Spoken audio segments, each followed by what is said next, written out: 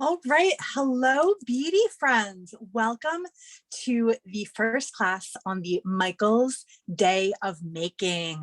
I'm Meredith Roddy from Beadalon. We are the manufacturers of beading wire. We also have the brand Artistic Wire, both of which you will find in your local Michael's store. I am so grateful and so honored to be able to be here with you all today to teach this really cool XOXO bracelet. I am super excited to be the one kicking off our 4 classes of the Maker's Day. So hopefully you all are going to be here for the duration. I will be taking all of the classes. And of course, if I miss anything, I will always be able to go back and watch on the Michael's YouTube channel afterwards. So just right out of the gate, there are a lot of people here and I'm very excited. Yvette is in the comments. So if you have any questions, if there's something that I went over a little too fast, please feel free to type your question in the chat. And hopefully either I will see it or Yvette will see it and be able to answer it. Thanks as always to Nate for being a great moderator. He's going to be reminding everybody, and if anybody has any questions technically or from a Michael's perspective, he will be happy to chime in that chat as well. So let's see. I think we're just going to get right into it. We've got an hour. We're doing this cooking show style. So the whole project will end up taking probably about 2 hours total, but it's very repetitive. So I'm going to show each step and you guys can get started with me, but then of course go back after class and finish everything off.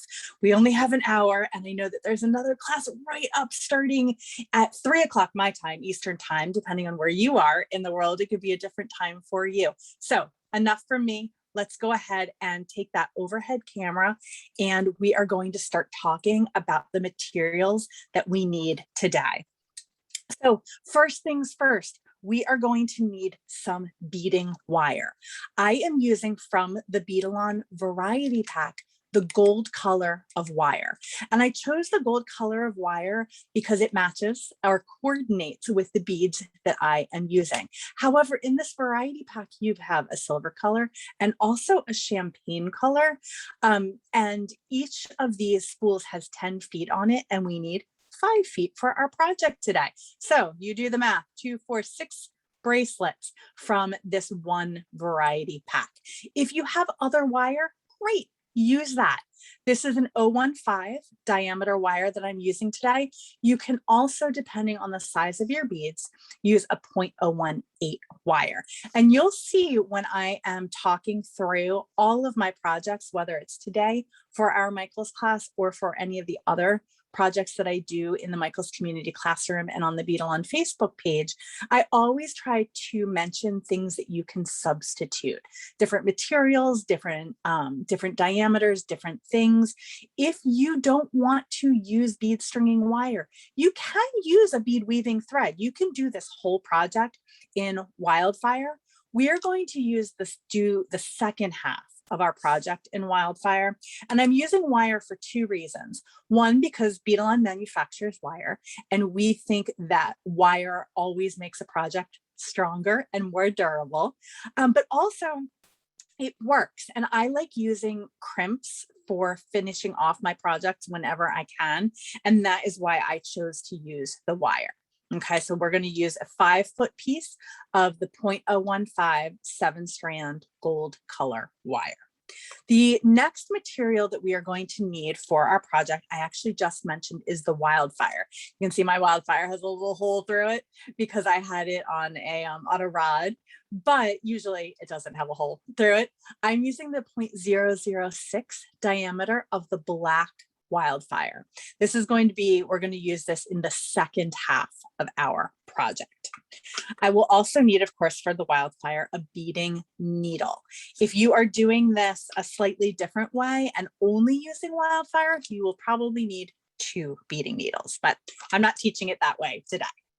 This, by the way, is what we're making. I know that everyone signed up and saw that beautiful photograph that Yvette took, but this is where we're going today. We are making this bracelet. This is the X's and O's bracelet. And of course, there are so many different modifications, different beads that you can use for this. And I'm going to talk about that a lot as we go along.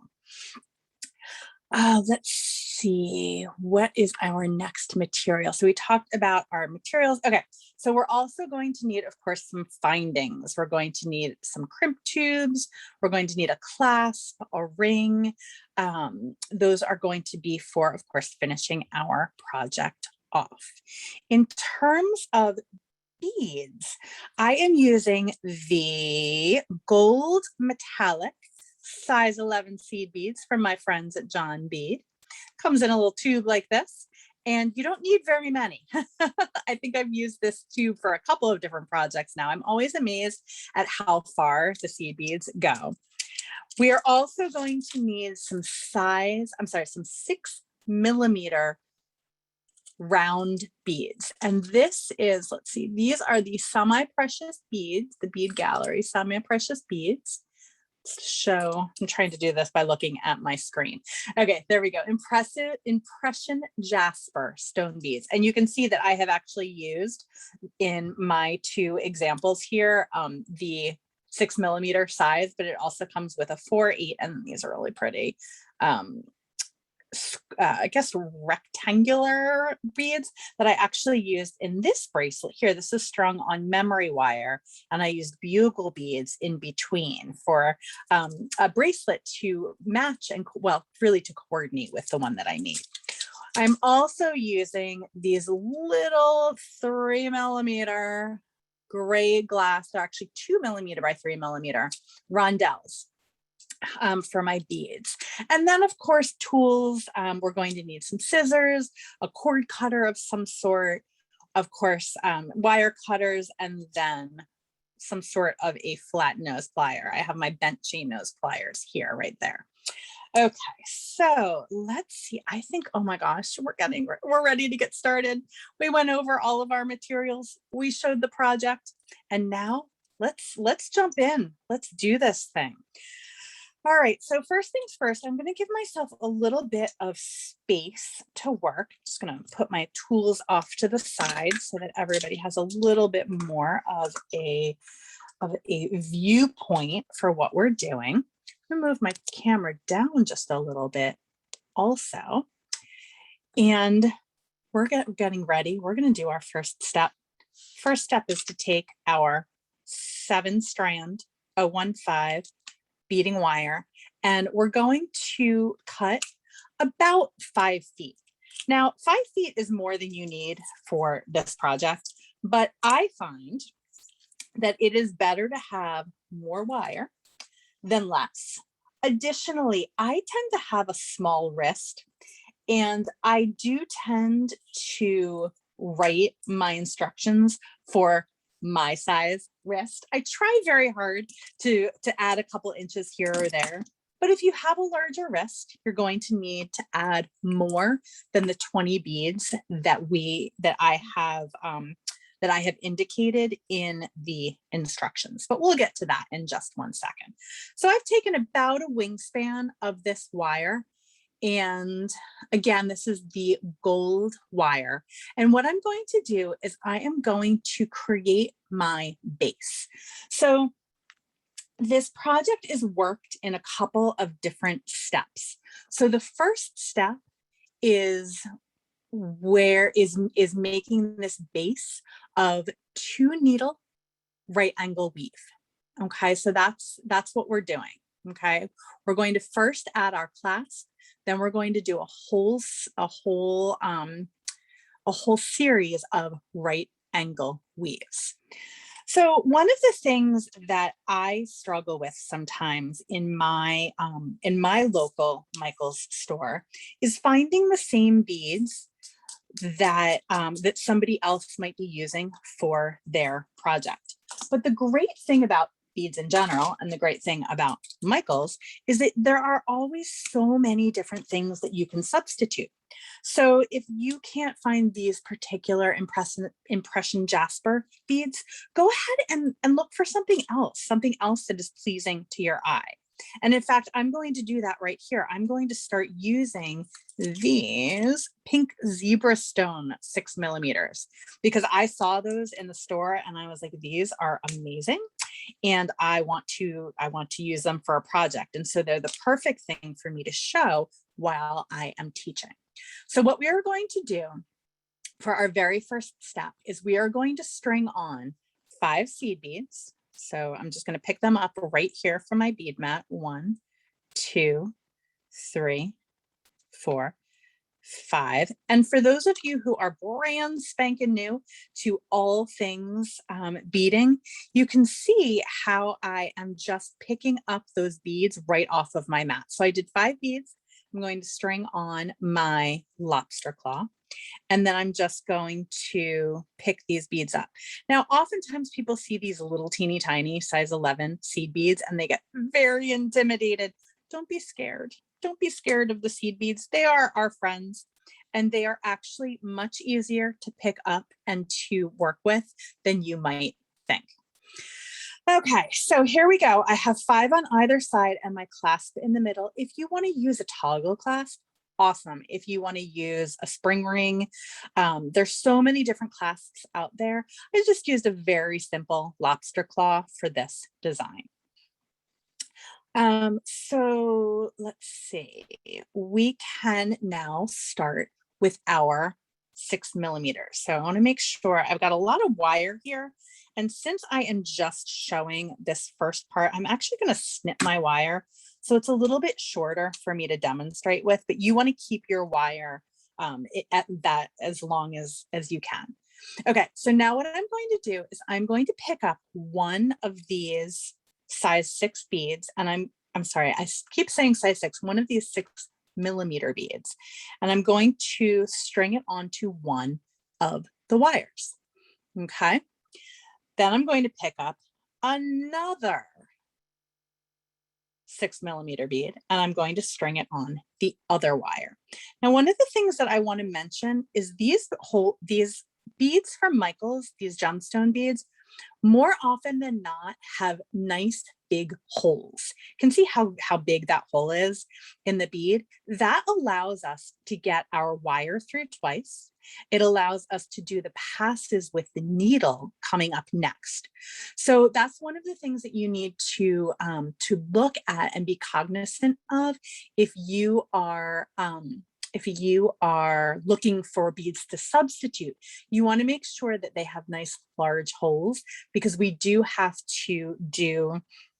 have to go through these beads a couple of times. So now what I'm going to do is I'm going to put that third bead on one of the wires, and I'm going to come back through that bead this way with the other wire. So back through this bead with the other wire, and then I'm going to pull that nice and tight. Okay, it's where the name 2 needle right angle weave comes from, right? Because I'm doing it I'm technically not doing it with needles, but you get the general idea. So one of the things that I just noticed is I actually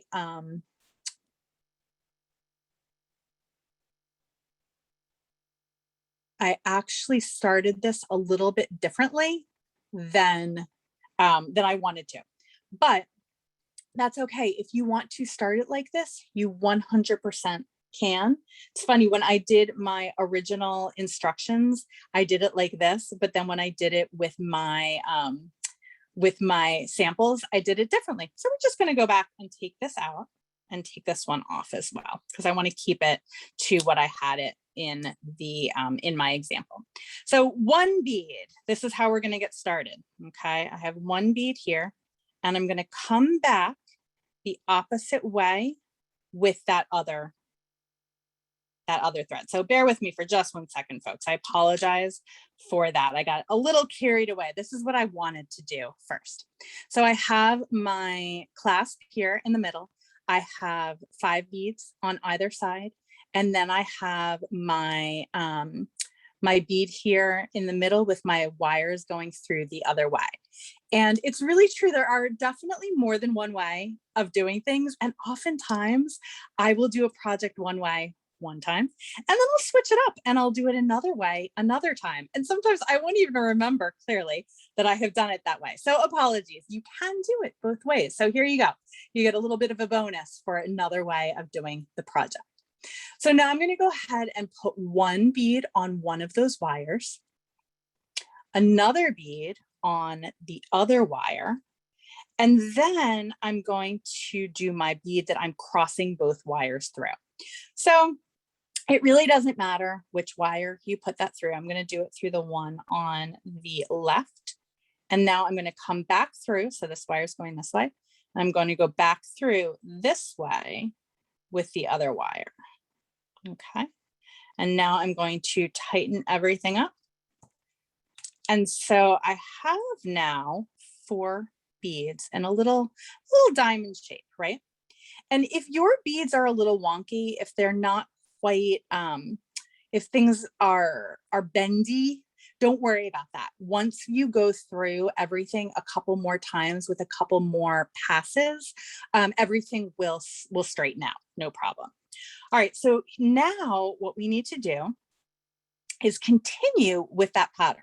So one bead on one side, one bead on the other side, and then one bead right in the middle. So on one of the wires, and you can see I think I tend to do that one on the left-hand side each time. We'll see as I'm going along. I don't pay that much attention to which side it goes. So it'll be interesting to see if I change it out. So now I'm going to go back through this way and pull that tight. And that's really all you need to do for the base. You need to continue adding one bead on each wire and crossing them in the middle. Now, you might love just that, right? No embellishment, no extra beads. You might just like the look of that 2 needle right angle weave going all the way down, and that's great.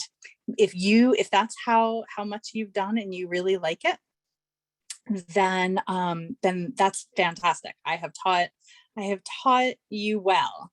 But we're gonna do a little bit more. We're gonna do a little bit more embellishment of our bracelet today.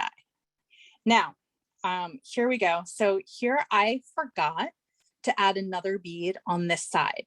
And you can see very, very easily and very clearly if you have forgotten to do that as well, right? So instead of having a nice diamond of 4 beads, you only have 3 beads, right? So that's not right. You want to just go ahead and take that one wire out carefully, add another bead on that side, and then go back through the top bead. So if you make a mistake, if you forget a bead on this section, it's pretty easy to go ahead and fix that mistake, right? This is not a super complicated design. And see how things are getting a little loose? All I need to do is just tighten it up, right? So again, not a stitch to be wary of, not a stitch to be nervous about. All we're doing is we're putting one bead on one side, one bead on the other side, and then one bead on, and again, it looks like I really do this always on the left side until I don't, right? So keep that right here on the left side, and then I'm going to come back through this way, okay? Now this bracelet, as I mentioned in the beginning, is very repetitive. So all I need to do now is continue that step, one bead on one side, one bead on the other side, and crossing them in the middle until I get to the end. Now I have 20 beads in the middle here. 20 beads is perfect for my 6 3/4 inch wrist. Okay, so let me measure this out. This ends up being, when all is said and done and my clasp is adjusted, 20 beads in the middle yields about a 7 3/4, 8 inch bracelet. Okay, so depending on your wrist size, you need to think about how many of these units you need, but also how much extra your clasp is going to yield. So there's a lot of zhuzhing that you can do here at the end to make that clasp, to give a little bit more on your length. And I always say that wrist size is not indicative of person size. So it's just whatever size that your wrists ended up being, that is what your bracelet is going to be. And then of course, if you're making them to sell, then you want to kind of figure out, do you want to make them different sizes? Do you want to shoot for a 7.5 inch wrist, which is kind of a more general wrist? I just like my bracelets to hit me and to be tighter on my wrist. Okay, so now I've gone through, I have 20 beads in the middle, and I'm coming around here to do my second part of my clasp. Okay, so my first part of my clasp is here. And of course, now I need to add something for my clasp to clasp to. So here I'm just using a little closed ring. You could use a tag. You could use the second half of your toggle clasp. It really doesn't matter what you use, as long as it's something that your first part of your clasp can hook onto. So I'm actually going to switch to silver beads because I liked the cooler tones of this palette. So I'm going to again pick up 1, 2, 3, 4, 5. And again, seed beads should not be scary, right? You just kind of poke them on your bead mat and they should come right up onto your wire or your needle if you're doing this with a needle. So now I'm going to put on my ring and I'm going to put on 1, 2, 3, 4, 5 more. And again, when you get to this side, there are a whole bunch of different ways that you can do this, right? This is just the one that I chose for this project. I thought it would be easy to show. I thought it would be easy to do. But again, as I started with those 2 beads, rather than the 1 bead in the very beginning, if you did that, finish it off the same way. Okay, so here we go. I have my beads on here. And now what I'm going to do is I'm going to make like a circle with my beading wire and come, let's see if I can show this really well, back around and through that top bead. Now, this is why having those beads with larger holes is really helpful, because we're going to need to go through this bead a couple of times. And this actually happens to be 0.018 wire. So the 0.018 wire is going to be a little bit thicker, of course, than the 0.015 wire that I'm using in my other example. Okay, so I came around and back through this bead. And so what that does is it gives me a really nice little loop here of seed beads with my ring. I just think that it looks really, really nice and decorative. And again, you can change this up so many different ways, but this is how I did mine today. So now we're ready to do that second pass, right? So if you look at the bracelet, you can see that there are 3 things, right? I have my X's, or I'm sorry, let me rephrase that. I have my 2 needle right angle weave, which is my base. You can see it a lot better here on the other side. Now what we're going to do is this part right here. We are going to start adding these 3mm or 2 by 3mm rondelles in between each of the beads. So here, no rondelles. Here, rondelles. And then the last thing that we're going to do is we're going to add this decoration on the top. So now we are doing the second part here, which is adding these little rondelles in between. Okay, so again, so deceptive in its ease. So now what I'm going to do is I'm going to take that wire and I'm going to thread it down through that first 6mm bead. So I'm not adding any beads here. I'm just taking it right down and through there. Okay, if you wanted to, you could add another bead here. You could add, gosh, I don't know, you could do all kinds of decorative things, but I did not for this class. I wanted to keep it a little simple, a little cleaner. So I just put it right through that first bead. Now, all I need to do is now come here with my 3mm rondelles, put one on my wire, and thread that through the next bead. So simple, right? Nothing complicated, no crazy thread path. All we are doing is we are adding one bead and going through the next one. So I'm going to now add the next 2x3mm.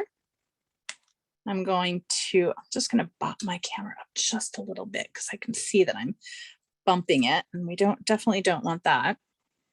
And now I'm going to come through the next bead.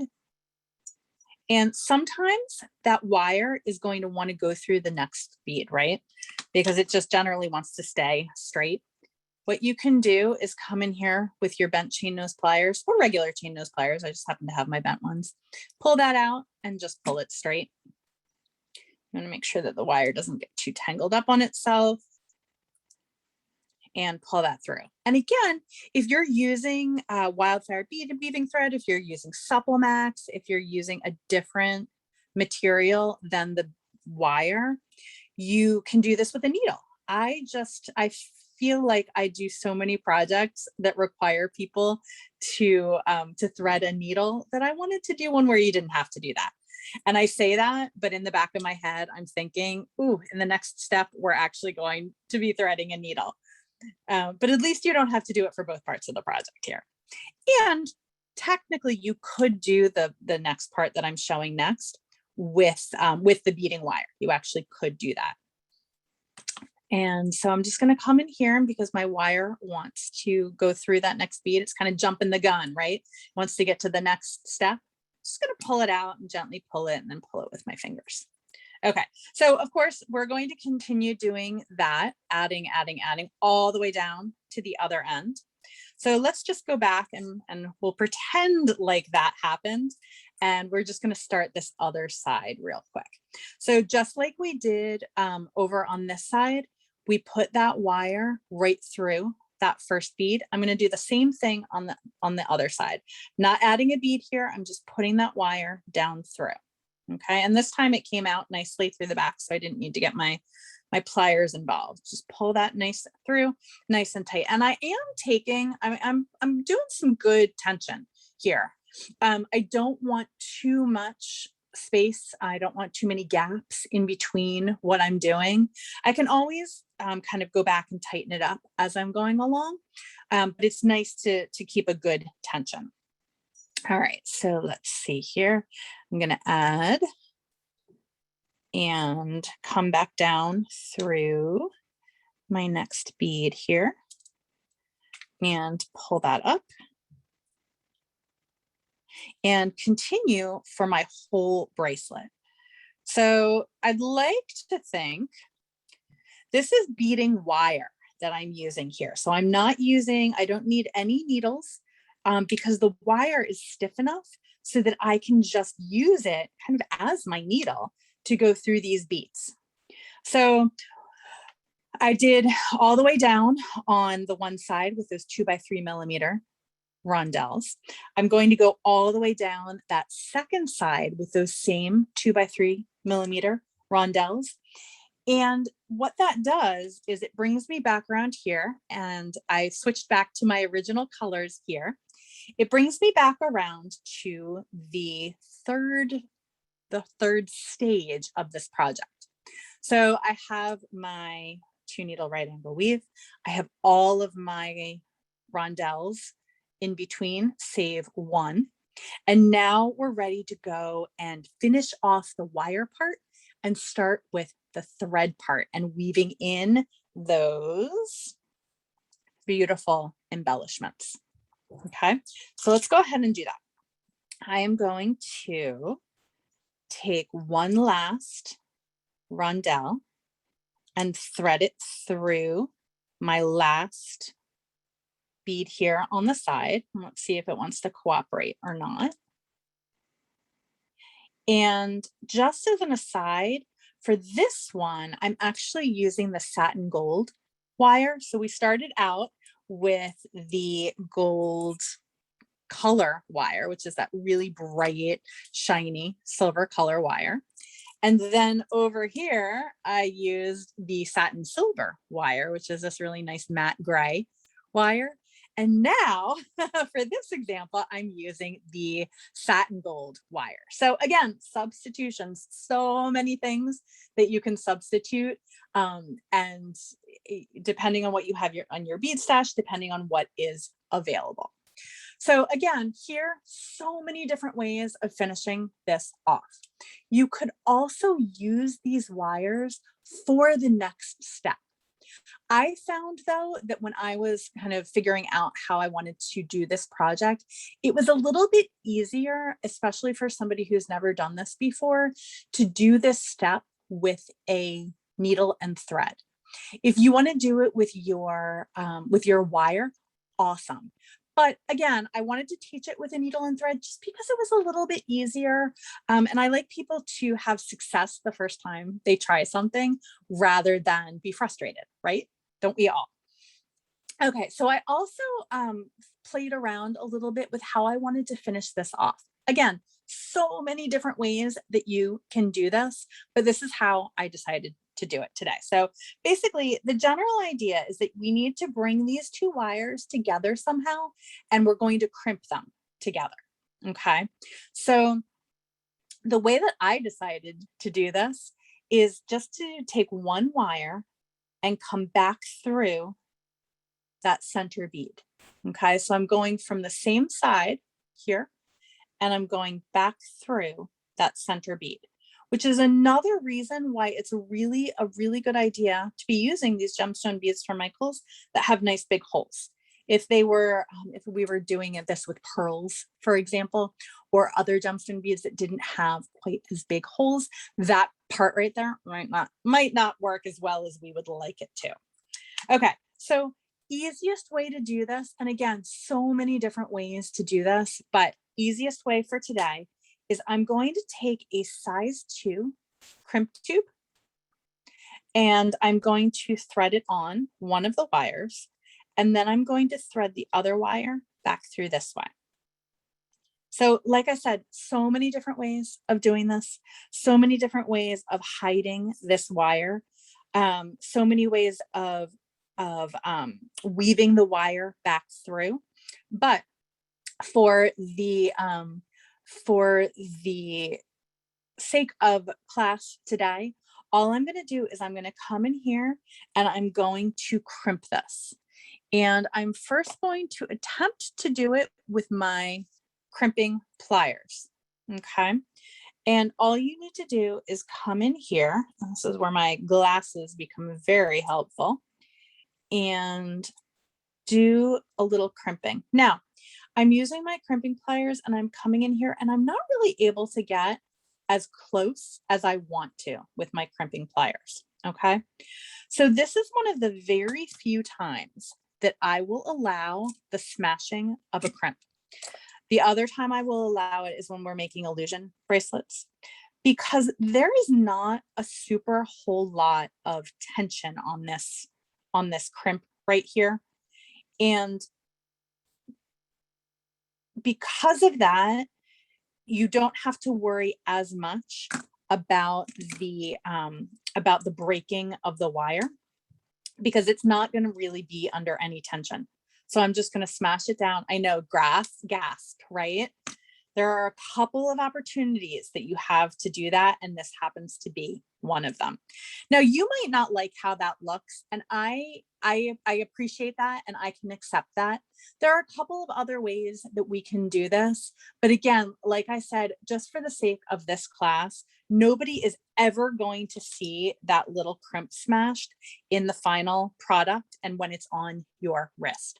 But if you don't like that, private message me, contact me through Beadalon, and we can talk about a whole bunch of different ways to finish that off. Okay, so now we are ready to start with our weaving. So I'm going to take my WildFire and I am going to start adding now my embellishments. Okay, so in order to do that, I'm going to cut about a 3-foot length of WildFire. So for me, that is about half of a wingspan. For you, it might be 3 feet, but for me, it's about half of a wingspan. I always measure things either in a full wingspan, which is about 5 feet, or half of a wingspan, which is about 3 feet. And now what I need to do is I need to needle my thread, right? Let's move a little of this aside so we can see what's happening here. Now to do that with a WildFire, what I do is I smash the end with my flat nose pliers. And I am now going to take my needle and thread that now flattened WildFire right onto my needle. And of course, I'm a little over caffeinated right now, so it took me a couple tries to do, but I got it. I got that little end right on there. Let me get my nail out of the way so you can see. And I'm just going to pull that right there. Okay. So now I have my needle threaded, and I am going to come over back to my design, and I'm just going to tie a little knot. Let's see, I'm going to tie my little knot. Do I want to tie it right by the crimp? I think I'm going to tie it on the other side. It does not matter. There's literally no rhyme or reason to why I am choosing one place or another to tie my wire. So let's see, I'm going to tie it right in between my, let's say, I just want to make sure that I'm doing it right through the first center bead and size 11 seed beads. Okay, so I'm going to tie it on right here. Okay, right here. And again, right over left, left over right. And just a simple square knot. So right over left, left over right, simple square knot. And again, I'm doing this cooking show style. So if there's something that you are missing, of course, you can go back in about 24 to 48 hours and watch again on the replay. Okay, so now what we're going to do is we are going to make these embellishments. And again, there are just so many different ways to do this. And I think we might actually have a little bit of time at the end, and I can show a couple of different things and different ways that you can start building off of your base of 2 needle right angle weave. And I have a couple of other examples here actually to show of ways that I did it with different beads. But now what we need to do is we are going to pick up 4 seed beads. And again, let me bring this down so you can really see the picking up of the seed beads.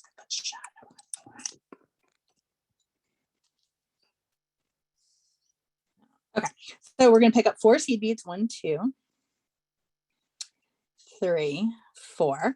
And now I'm actually switching, and I'm going to use these, that's way too close. Where are my hands? These 4mm round beads. Okay. And these could be crystals. They could be gemstones. They could be in a coordinating color. They could be, let's see, what are the other things they could be? They could be, did I say bicones? They could just, there's so many different things that you could use for this embellishment. But I think that the way that you do it will always be the same. So you can see that I've started over here on the right hand side, And what I want to do is cross over, right? Because we're making these diagonals. Let's actually cross over so people can see me crossing over. And I'm just going to hold those beads in place so that you can see where they are going to go. Okay. So my thread is over here. What I want to do is I want to go back through this bead right here from left to right. Okay. I'm always going to be doing this. I'm going back through from left to right. So this is where using that needle becomes very helpful, because like I said, you could probably do this with beading thread, but we want to we want to make it as easy and as successful as we can the first time, right? So easy enough. We went back through from left to right. Let's pop that up just a little bit. And now we're ready to do the next one. Easy enough. So let's go ahead and do 1, 2, 3, 4 seed beads. And again, all I'm doing is just scooping up those little seed bead friends with my needle so that so I don't have to worry about them. I don't have to stress that they're so small. They really will just go on your needle. Readers help, magnifiers help, but don't think that maybe because your vision is a little not quite as good as it once was, that you can't work with seed beads. So once again, I'm just going to lay this here just so that I'm aware of where we're going with all of this. And I'm going to come from the left to the right through that center bead. Let's really make sure that we can see what's going on here. Okay, through that center bead. And this is just the tail up here. We don't have to worry about him. And pull that through. Okay, and if you, like me, who sometimes forgets my counts, or I put on 5 instead of 4, or I have forgotten my center bead, what I would recommend, and I know that nobody likes hearing this because nobody likes to have to thread their needle. Oh my goodness, I keep dropping these guys. This is what happens when you have a big cup of coffee right before class. What I would recommend is, instead of trying to go back through, just take your needle off of your thread. I know it's like the worst thing to say, but it really will save you time in the long run to take the needle off the thread, to pull the thread back through the bracelet design, and to start over again. It will save you in time, it will save you in hassle, it will save you in unhappiness. Just trust me on that. Because we all do it, you know, I do it too. I'll skip a bead, or I'll pick up too many, or oftentimes what I'll do is I'll pick up 4 and then I'll pick up the 4mm one, and then I'll get so excited that I'll want to put this back through without putting on my 4 other beads. Or I'll go through this way, right? Let's see what happens if instead of putting these down like this against it and going from left to right, what happens if I'm not paying attention and I go from right to left? Let's see what happens here. So here I'm just going to go through from right to left, right? I've gotten into the groove and I've kind of stopped paying attention. Well, that's not what I want to have happen, right? It's just going through one way rather than being my nice diagonals. So what do I need to do? Can I come back through here? Sure, but it's more likely that my needle path is going to get tangled. So all I need to do is take my needle off and just pull this through very gently. And now come back and put this back on again. Maybe that's what you want. And sometimes what will end up happening is your WildFire gets a little out of sorts. So we just come back in here. If it doesn't go on right the first time, just give it a little snippy snip. You want to make sure that when you cut WildFire, you cut it with really, really sharp scissors. You can't, if you're using, you know, dull scissors or your kitchen scissors, you're going to gnaw at it and it's not actually going to give a nice clean cut, and you will really struggle with needling that thread. So you always want to make sure that you have a really, really nice crisp end on that WildFire. All right, so I'm going to show one more of these. And you can see once you kind of get into the practice of it, re-needling your thread, especially with the WildFire, and especially with the technique of flattening it on the end and then just kind of pinching it in between your two fingers, it really saves time in the long run. It doesn't feel like it does, but it really, really does. Okay, so once again, we're just going to finish this all the way down to the other end, right? We're going to keep on going, keep on going, keep on going until we get to the other side. Tie a little knot, and then with our cord cutter or our very, very sharp scissors, you want to come in and singe that knot, okay? And I put new batteries in my cord cutter. One of the things about any cord cutter that you use is you want to make sure that you don't burn out the tip. Oftentimes people want to just press this and hold this red button the entire time, but you don't want to do that. You actually want to just heat it up so that it's heated and then back off and tap it against the WildFire. You might have to do that a couple of times, but it's a lot better than burning out either the tip or the batteries. You don't really need to. It's a very gentle, very subtle movement to be able to keep that WildFire nice. I'm sorry, that WildFire cord cutter leaving working well for you all the time. So let me just do one more of these, and then I do want to show before we finish up, just another quick variation that you can do. Once again, I'm coming out this way, and I find that it always helps to hold those beads in place and come from left to right. So you always know that they're going to be placed in the right way, and you won't even have to have that question of where should I put my needle, which way should my needle go. It's always going the right way. Now, another thing that you can do, and something that I see often with these kinds of bracelets, and the first version that I did use this, but I ended up not liking how it looked, but I want to just show it in case you like how it looks.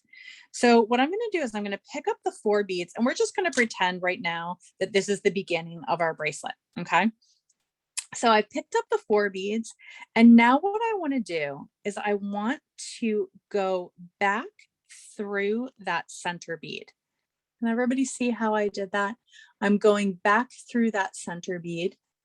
I think I did that the right way. Let's double check. Sometimes I don't hit it right the first time. Nope, I think I did it right. And then what I want to do is I'm going to pick up 4 more beads. 1, 2, 3, 4. And now I want to come from left to right through this next bead. So we're a little next leveling it here. This is like the bonus part of class. Just in case anybody wants to take this to the absolute next of the next levels. What did I do here? Sometimes our thread gets tangled. We just have to take a moment. So now you can see, instead of it just being a diagonal this way, I've actually made it more of a, I don't know what shape that would be, a more shape. Also, what you can do is, so I went through that bead that one way, right? I went through this way. Now I'm going to go through this way. So you can see just by varying the thread path and the way that you pick these beads up, you can make very different kinds of bracelets. I always like showing what the extra can be. Did I do that? Yeah, I did that the right way. Okay. So many different variations. You can also come and do more embellishments on the sides, right? So I just did one bead down the center. Yeah, so now we have our X. One bead down the center here, but you could come back around and do some picots. You could do some loops. You could add lots more beads. You can do a whole extra row of this, right? So instead of it just being one row here, you could do more. You can do more than one row. But again, I like the idea of just having it the original way I did it, which is why I did it that way. To have it just with those diagonals down. I think that it looks much nicer than if you then coming back this way. That was just for my eye for this project. I also wanted to just show really quickly a couple of other variations that I did. This one I left without the those X's and O's, or those diagonals, I should say, and used a little bit of a different color of beads. And then this one I did using size 6 seed beads and 8 millimeters. So let's put these two side by side so you can see the difference in size, right? So I used 8 millimeter beads and 6/0 seed beads in between. So many different variations that you can use for this project, and different ways that you can finish it off. So Nate, now that I'm looking at the timing, I think that it is probably a good time for me to just show a couple more things on the overhead or the forward facing camera, and then everybody will be ready to go for their next class. So I just wanted to show also some different variations that you can do with these beads and with this design. These are classes that are going to be coming up in the future. Actually, can you take that overhead camera back again? I'm sorry, it's gonna be easier to see down here. There we go. Much better. So these are some earrings that I made using the exact same technique, but a little bit of a variation. Okay, so look for that project coming up. And then the necklace that I'm wearing, I'm actually going to take that off too, because clearly we can see it a little bit better in the overhead.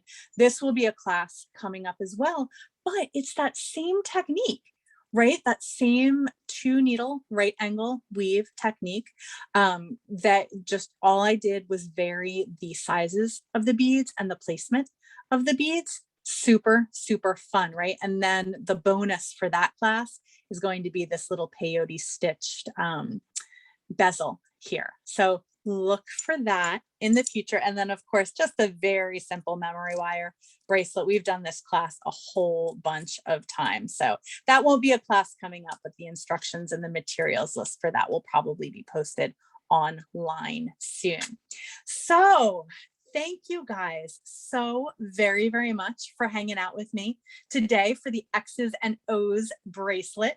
Thank you, Yvette. There was a lot going on in that chat room, so I appreciate her being on top of everything. And of course, Nate as well. Thanks for everybody who participated too. I did see the comments scrolling by and they made my heart smile.